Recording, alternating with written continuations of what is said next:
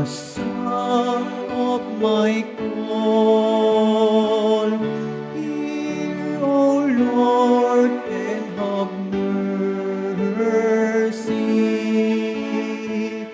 My soul is longing for the glory of you. Oh, hear, O Lord, and answer me.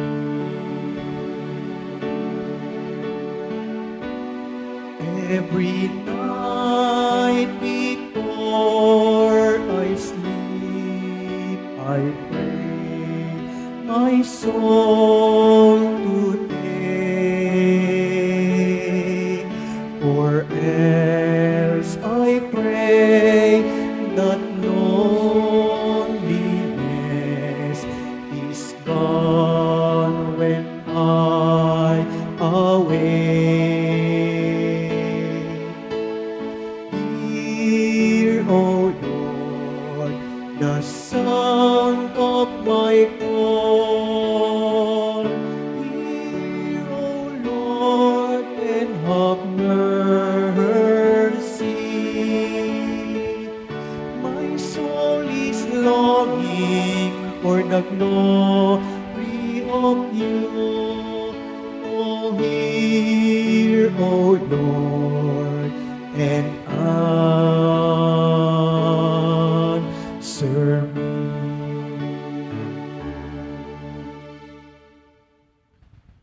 In the name of the Father, and of the Son, and of the Holy Spirit. Amen. The grace of our Lord Jesus Christ, the love of God the Father, and the communion of the Holy Spirit be with you all. And with your spirit. Sa Ebanghelyo, matutunghayan po natin na ang mga pangangaral ni Jesus, ang mga himalang ginagawa niya, ay tinitignan ng mga Hudyo bilang banta sa kanila. Mga kapatid, sa mga pagkakataon na itinuturing natin ang ating pananampalataya bilang hadlang sa ating kaligayahan, Lord, have mercy. Lord, have mercy. Sa mga pagkakataon na itinuturing natin ang salita ng Diyos bilang hadlang sa kalayaan nating gumawa ng kung ano ang gusto natin, Christ, have mercy. Christ, have mercy. Sa mga pagkakataon na isinasantabi natin ang ating pananampalataya at ugnayan sa Diyos para sa mga bagay na tila nakakakuha ng ating kagustuhan at layaw, Lord, have mercy. Lord, have mercy. May Almighty God have mercy on us, forgive us our sins, and bring us to everlasting life. Amen. Let us pray. O God, who made all those reborn in Christ a chosen race and a royal priesthood, grant us, we pray, the grace to will and to do what you command, that the people called to eternal life may be one in the faith of their hearts and the homage of their deeds. Through our Lord Jesus Christ, your Son, who lives and reigns with you in the unity of the Holy Spirit, one God, forever and ever. Amen. Please be seated. A reading from the book of the prophet Ezekiel. Thus says the Lord God, I will take the children of Israel from among the nations to which they have come, and gather them from all sides to bring them back to their land. I will make them one nation upon the land, in the mountains of Israel, and there shall be one prince for them all. Never again shall they be two nations, and never again shall they be divided into two kingdoms. No longer shall they defile themselves with their idols, their abominations, and all their transgressions. I will deliver them from all their sins of apostasy, and cleanse them so that they may be my people, and I may be their God. My servant David shall be prince over them, and there shall be one shepherd from them all. And I shall live by my statutes, and carefully observe my decrees. They shall live on the land that I gave my servant Jacob, the land where their fathers lived. They shall live on it forever. They and their children, and their children's children, with my servant David, their prince forever. I will make them a covenant of peace. It shall be an everlasting covenant with them. And I will multiply them and put my sanctuary among them forever. My dwelling shall be with them. I will be their God, and they shall be my people. Thus the nations shall know that it is I, the Lord, who make Israel holy, when my sanctuary shall be set among them forever. The word of the Lord. Thanks be to God. The Lord will guard us as a shepherd guards his flock. The Lord will guard us as a shepherd guards his flock. Hear the word of the Lord, O nations. Proclaim it on distant isles, and say, He who scattered Israel now gathers them together. He guards them as a shepherd his flock. The Lord will guard us as a shepherd guards his flock. The Lord shall ransom Jacob. He shall redeem him from the hand of his conqueror. Shouting, they shall mount the heights of Zion. They shall come streaming to the Lord's blessing, the grain, the wine, and the oil, the sheep, and the oxen. The Lord will guard us as a shepherd guards his flock. Then the virgins shall make merry and dance, the young men and old as well. I will turn their mourning into joy. I will console and gladden them after their sorrows. The Lord will guard us as a shepherd guards his flock. Please all stand.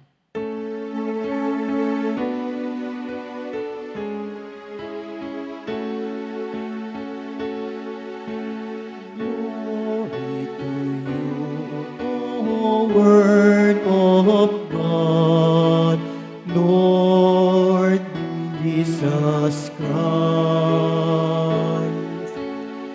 King of endless glory, King of endless glory. Cast away from you all the crimes you have committed, says the Lord, and make for yourselves a new heart and a new spirit. Glory to you, O Word of God, Lord Jesus Christ, King of endless glory, King of endless glory. The Lord be with you. And with your spirit. A reading from the Holy Gospel according to John. Glory to you, O Lord. Many of the Jews had come to Mary and seen what Jesus had done, begun to believe in him. But some of them went to the Pharisees and told them what Jesus had done. So the chief priests and the Pharisees convened the Sanhedrin and said, "What are we going to do? This man is performing many signs. If we leave him alone, all will believe in him, and the Romans will come and take away both our land and our nation." But one of them, Caiaphas, whom was the high priest that year, said to them, You know nothing, nor do you consider that it is better for you that one man should die instead of the people, so that the whole nation may not perish. He did not say this on his own, but since he was high priest for that year, he prophesied that Jesus was going to die for the nation, and not only for the nation, but also to gather into one the dispersed children of God. So from that day on, they planned to kill him. So Jesus no longer walked about in public among the Jews, but he left for the region near the desert to a town called Ephraim, and there he remained with his disciples. Now the Passover of the Jews was near, and many went up from that country to Jerusalem before Passover to purify themselves. They looked for Jesus and said to one another as they were in the temple area, "What do you think? That he will not come to the feasts?" The Gospel of the Lord. Praise to you, Lord Jesus Christ. Please be seated. Nakatutulong po ba ang pagiging relihiyoso ng mga Pilipino para magkaroon ng maayos, makatarungan,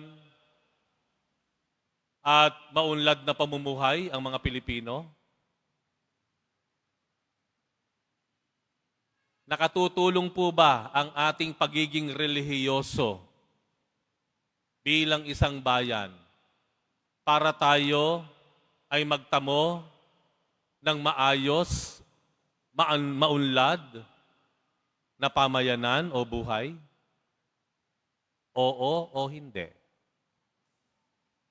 Ano po sa tingin ninyo? Sa Ebanghelyo, matutunghayan po natin, yung mga Pariseyo ay nangilag kay Jesus. Nangyari po itong Ebanghelyong ito, itong bahagi ng Ebanghelyo, pagkatapos po na buhayin huli ni Jesus ang kanyang kaibigan na si Lazaro. Dahil po sa pagkakabuhay ni Jesus sa kanyang kaibigan ni Lazaro, na minsan ay namatay, marami po ang naniwala sa Panginoong Jesus. Marami ang nagsimulang sumunod sa Kanya. Ngunit sa kabilang banda, sa pananaw ng mga Pariseyo, ng mga nanunungkulan ng mga Hudyo, itong nangyayaring himala at pagdami ng tagasunod ni Jesus ay isang banta. Banta para sakupin ng mga Romano ang bayan ng Israel. Mahirap intindihin, di po ba? Bakit nga ba magiging banta sa bayan ang magandang pangangaral ni Jesus, ang mga kabutihan na ginagawa niya, maging yung mga himala na ginawa niya? Kung titingnan po natin, minsan sa panahon na ito, maaaring totoo yung inisip ng mga Pariseyo. Maaaring ang ating pagiging relihiyoso ang isa sa mga dahilan kung bakit hindi tayo umuunlad bilang isang bayan. Talaga, Father? Totoo ba yan sinasabi mo? Am I hearing you right? Are you in your right mind, Father? Totoo ba'y naririnig ko sa iyo, Father, na ang pagiging relihiyoso ng mga Pilipino ang nagiging dahilan para hindi umunlad ang bayan? Let me prove my point. Let me prove my point. Minsan po, yung ating pagiging deboto, pagiging relihiyoso, ang nagpapamanhid sa atin sa mga tunay na nangyayari sa ating paligid, maging sa ating buhay. Bakit kamo? Kapag mayroong nangyayaring hindi maganda sa buhay natin, tayo halimbawa ay inabuso, tayo ay niloko, babaling na lang tayo sa Diyos. Lord, sinusuko ko po lahat sa iyo itong nararamdaman, yung pang-aapi sa akin, yung pananakit sa akin, yung panloloko ng mga tao sa aming lugar. Wala namang masama doon. Okay naman po yon. Isinusuko natin sa Diyos ang ang ating mga pinapasang krus. Gayun pa man, ang downside nito, ang disadvantage nito,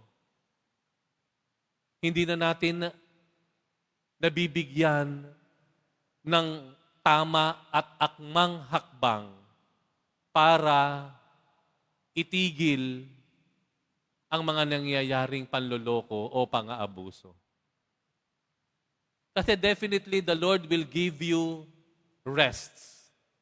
Kapag bumaling tayo sa Panginoon, may dala-dala tayo dahil niloko tayo, inabuso tayo. At kapag nananalangin tayo, talaga namang ibibigay ng Panginoon ang kapahingahan at kapayapaan ng iyong isip. Sa kabilang banda, makakaligtaan na natin na ayusin yung mga nangyayari sa paligid natin. Nakuha niyo po ibig kong sabihin? Minsan yung pagiging relihiyoso po natin ang nagpapamanhid sa mga tunay na nangyayari sa buhay natin. Kaya nga si Karl Marx, isang Aleman, no? Sinabi niya minsan na ang relihiyon ay isang pansamantalang buntong hininga para sa mga naaaping mga tao. Pansamantalang buntong hininga. Di ba yun ang nangyayari sa atin? Pansamantalang pagpapahinga sa mga nangyayaring pang-aapi. No? Ang sabi pa niya, ang relihiyon ang puso ng mga walang pusong mundo. Puso ng walang pusong mundo. At sinabi pa niya, ang relihiyon ang kaluluwa ng walang kaluluwang kalagayan ng tao. Kaya nga minsan pinaparaphrase yun, religion is the opium to the people.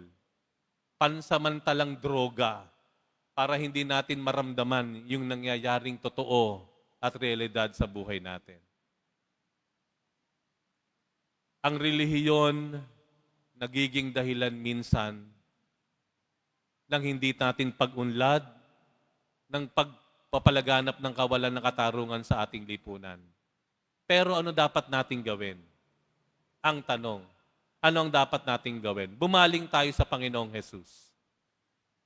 Kung atin po talagang totoong isasabuhay yung ating pananampalataya, we are not just called to pray. Hindi lang tayo tinatawagan ng Panginoon na manalangin.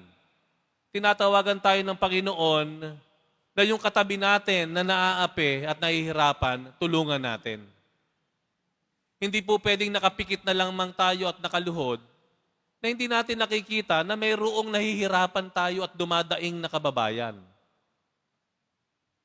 Hindi ganoon ang Panginoon. Kung titingnan po natin yung ginawa niya sa kanyang public ministry habang nangangaral ng Panginoong Jesus, habang siya ay nagdarasal ng magdamagan, kinakausap ang Ama, siya yung tumatanggap dun sa mga pinalayas ng lipunan. Yung mga outcast, yung mga pinatalsik ng lipunan, siya yung tumatawag. Siya yung nananawagan para magkaroon ng pagbibigay, pagbabahaginan, na habang siya ay nangangaral at nagdarasal, hindi niya pinikit ang kanyang mga mata sa nangyayari doon sa kanyang kapaligiran. Sa mga taong naaapi. Kaya yung ginawa ng Panginoon, nagpapakain siya. Tinatanggap niya, pinababalik niya sa lipunan ang mga taong pinalayas at itinuring na peste ng lipunan. Nananawagan siya para magbigay, magbahagi, maging makatarungan, magpahiram, maging makatarungan sa pakikipag-ugnayan. Nananawagan siya doon sa mga pinuno ng bayan ng panahon na iyon. Nananawagan siya doon sa mga pinuno, doon sa mga leaders ng bayan na iyon, na sila ay maging makatarungan, na sila ay dumamay, maramdaman nila ang nararamdaman ng mga taong nahihirapan. Yun ang dapat nating gawin. Yun ang dapat nating tugon at yun ang tunay na pagsasabuhay ng pananampalataya sa Diyos. Amen? Kaya sa banal na misa, pinaluluho tayo para sumamba sa Diyos. Pero pinatatayo rin tayo para tumingin at maging handa para tumulong sa iba. Sa misa, sinasabi sa atin, magbigayan tayo ng kapayapaan. Ito ay isang paraan para sabihin natin, lingunin mo naman yung kapatid mo. Hindi pwedeng nakatuon ka lang sa altar at wala ka nang pakialam sa nangyayari sa paligid mo. Lingunin mo, magbigayan kayo ng kapayapaan sa isa't isa. Tignan mo sa mata yung kapatid mo. Baka may umiiyak na dyan sa katabi mo. Na paglabas ng simbahan, ano sabi sa atin? Humayo kayo. Humayo kayo. At maglingkod sa Diyos. Di mo ba? Yung unang tunay na pananampalataya. Kung palasimba po tayo, dapat po yan ay ating palalimin. Kapatid, huwag po nating hayaan nang ang ating pagiging relihiyoso ang maging dahilan para hindi umunlad ang ating bayan. Bagkus, parisan po natin ng Panginoon. Tignan natin ang kanyang halimbawa na dapat ang ating pananampalataya sa Diyos, ang relihiyon natin, ang siyang magbunsod sa atin para ipalaganap ang katarungan, kaayusan, pagdadamayan, at pagmamahalan.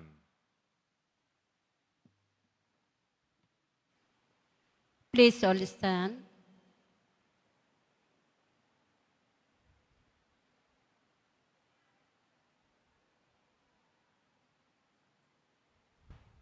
Let us pray to God our Father that we may have the courage of Christ to face life and its difficulties, even death, for the sake of life and growth for ourselves and for others. Lord, hear our prayer. Lord, hear our prayer. That non-Christians may come to know Jesus who died for all. Let us pray to the Lord. Lord, hear our prayer. That separated Christians may show greater commitment to ecumenism. Let us pray to the Lord. Lord, hear our prayer. That those in authority may commit themselves to the service of truth and justice. Let us pray to the Lord. Lord, hear our prayer. That all Catholics may have a special sense of belonging to each other through their common faith. Let us pray to the Lord. Lord, hear our prayer. That mothers who lost their child may not be crushed by the weight of their problems. Let us pray to the Lord. Lord, hear our prayer.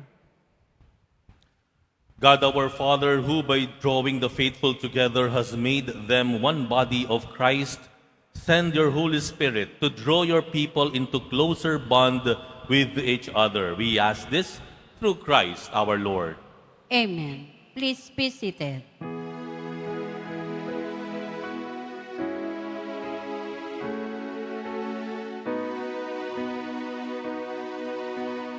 Lord, we bring to you the bread of life we offer to you. Bless them with your spirit, and together we will eat it. Lord, we bring to you the cup of joy, we offer it to. Bless them with your spirit, and together we will drink it. We lift to you this sacrifice. We offer it for your glory.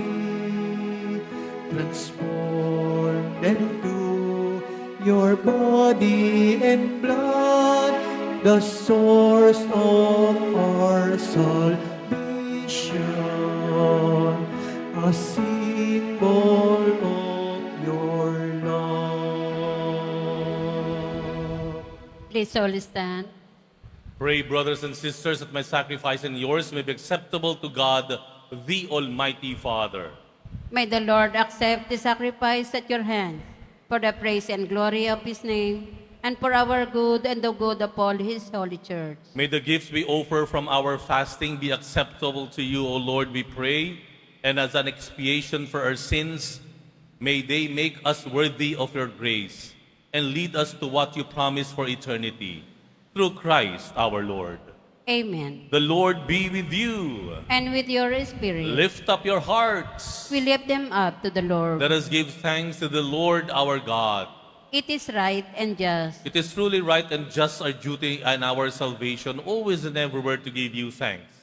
Lord, Holy Father, Almighty and Eternal God, through Christ our Lord. For the days of his saving passion and glorious resurrection are approaching, by which the pride of the ancient foe is vanquished, and the mystery of our redemption in Christ is celebrated. Through him, the host of angels adores your majesty and rejoices in your presence forever.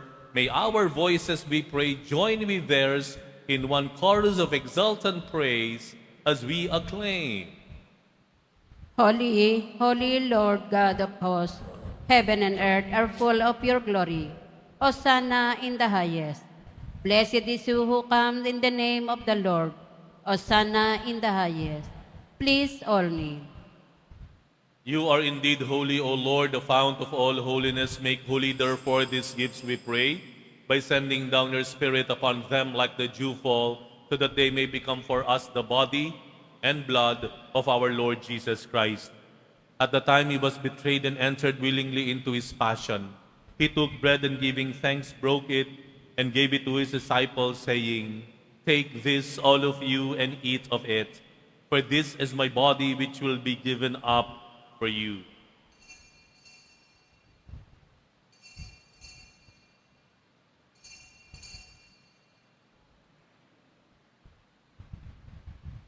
In a similar way, when supper was ended, he took the chalice and once more giving thanks, he gave it to his disciples, saying, Take this, all of you, and drink from it. For this is the chalice of my blood, the blood of the new and eternal covenant, which will be poured out for you and for many for the forgiveness of sins. Do this in memory of me.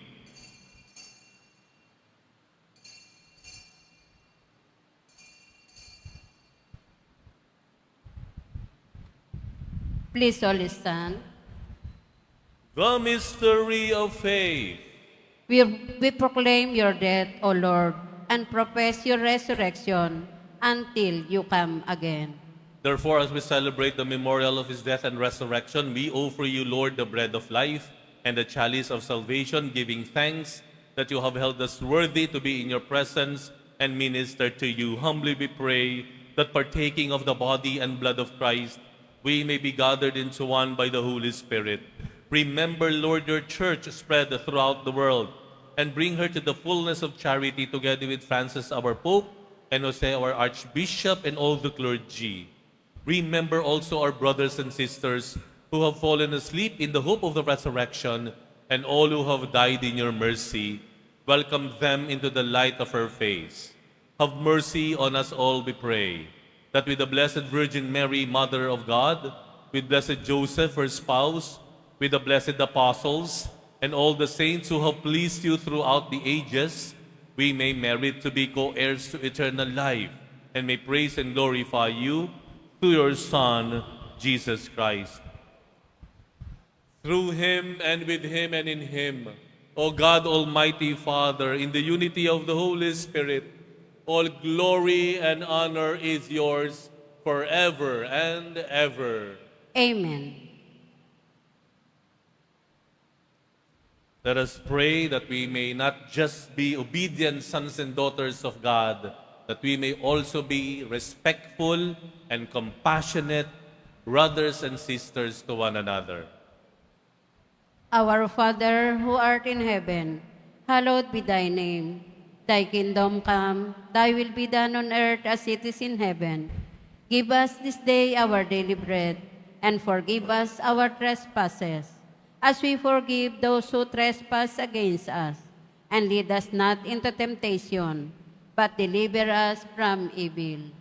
Deliver us, Lord, we pray, from every evil. Graciously grant peace in our days, that by the help of your mercy we may be always free from sin and safe from all distress, as we await the blessed hope and the coming of our Savior Jesus Christ.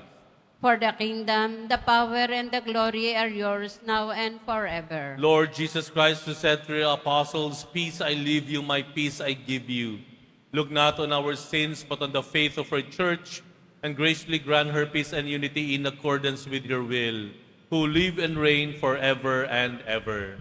Amen. The peace of the Lord be with you always. And with your spirit. Let us turn to one another and offer each other the sign of peace.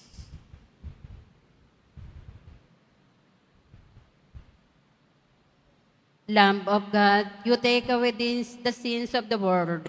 Have mercy on us. Lamb of God, you take away the sins of the world. Have mercy on us. Lamb of God, you take away the sins of the world. Grant us peace. Please all kneel.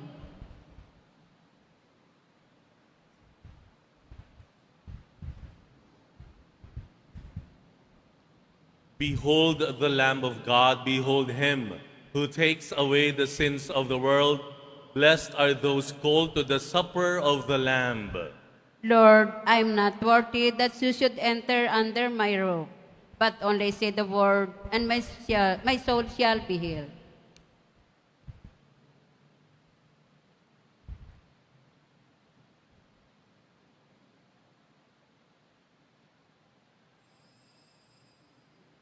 Para sa lahat ng tatanggap ng banal na komunyon, sasagot po tayo ng amen. Pagkasabi ng pari o ng lay minister ng katawan ni Kristo, at isubo agad sa bibig bago umalis sa harapan ng pari o lay minister. Sumunod po tayo.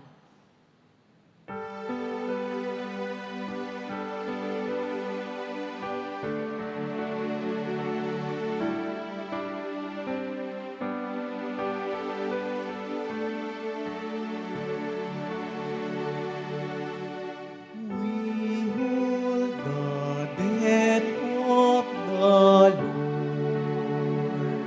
deep in our heart. Living now we remain with Jesus the Christ.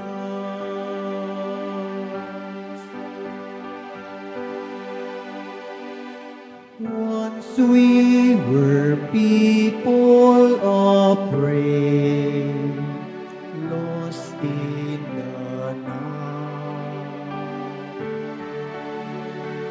Then by your cross we were saved.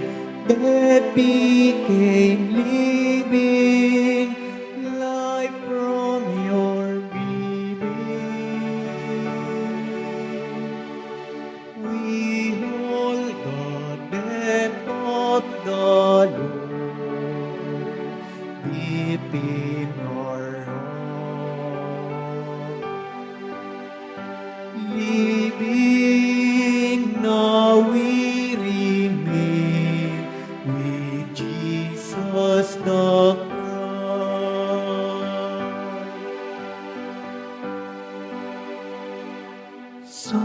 Something which we have known, something without. What we have seen with your eyes, this we have heard, life-giving word. We hold the death of the Lord deep in our heart. Living now we remain with Jesus. Jesus the crown.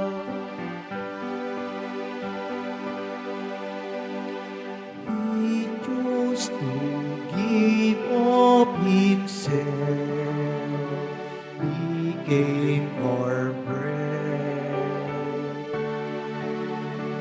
broken that we might live, love beyond love, pain for our pain. We hold the bed of the Lord deep in our heart.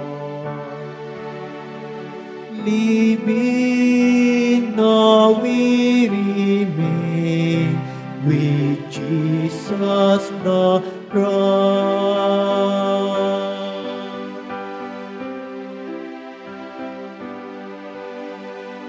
He chose to presence of God. This is our goal. Now to become bread and wine, food from the hungry, life from the weary. For to live with the Lord, we must die with the Lord.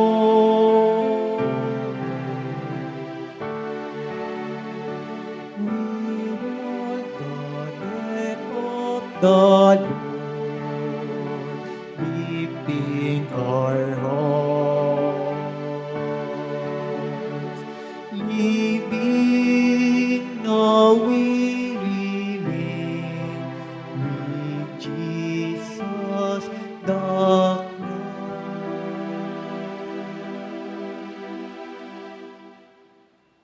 Mga kadeboto, mabibili pa rin po sa ating Paris Finance Office ang Nazareno Images, Nazareno Medallion, at ang Nazareno Novena and Prayer Booklet in English or Tagalog. Inihahandog po ng programang Home Base Plus ang mga kwento ng himala ng Poong Jesus Nazareno. Ito po ay mga dokumentaryo sa mga buhay na binago ng ating Nuestro Padre Jesus Nazareno. Mapapanood po ito bukas, Linggo, sa ganap na ika-6 ng umaga sa GMA 7. Gayon din, para sa mga nais magbahagi ng kanilang mga kwento ng himala ng Nazareno, mangyari na mag-email sa himala-ng-nazareno@gmail.com. Inaanyayahan po ang lahat na sumubaybay. Pagkatapos ng misa, wiwisikan po ang lahat ng banal na tubig. Pinakikiusapan ng lahat na manatili lamang muna sa inyong mga lugar. Sa Quezon Boulevard o Plaza San Juan lamang ang labasan ng lahat. Sumunod po tayo. Maraming salamat po sa inyong pagdalaw at pagsisimba sa Basilica Minor at Pambansang Dambana ni Jesus Nazareno. Please all stand.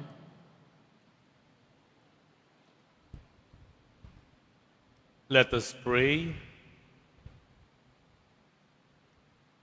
We entreat your majesty most humbly, O Lord, that as you feed us with the nourishment which comes from the most holy body and blood of your Son, so you make us sharers of his divine nature, who lives and reigns forever and ever.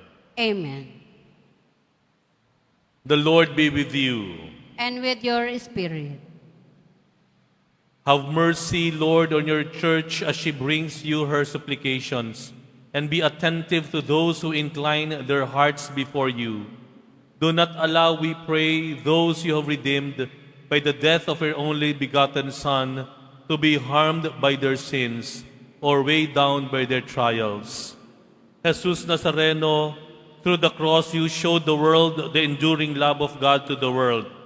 Listen to the prayers of your people, especially for those who need most your help and mercy.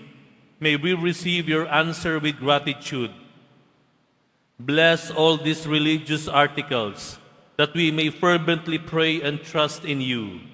Through this blessing, may we become more obedient, faithful, and of service to you, our glorious Lord, now and forever. Amen. And may Almighty God bless you all, the Father, and the Son, and the Holy Spirit.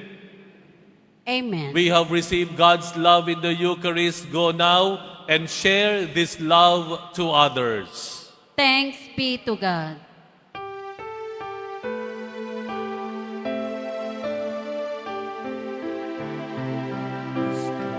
Padre Jesus Nazareno, sinasamba ka namin,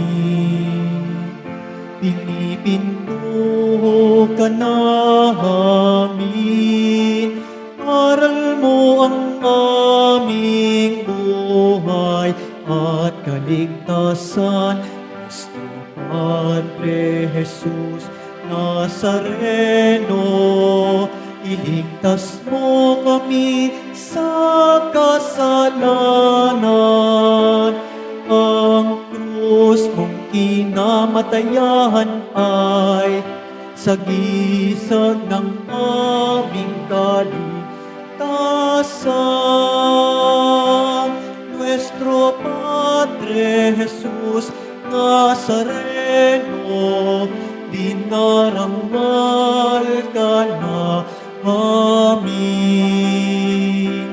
Nuestro Padre Jesus Nazareno, nilulwalhati ka namin. Nuestro Padre Jesus Nazareno, dinarangal ka namin. Nuestro Padre Jesus Nazareno, nilulwalhati ka namin.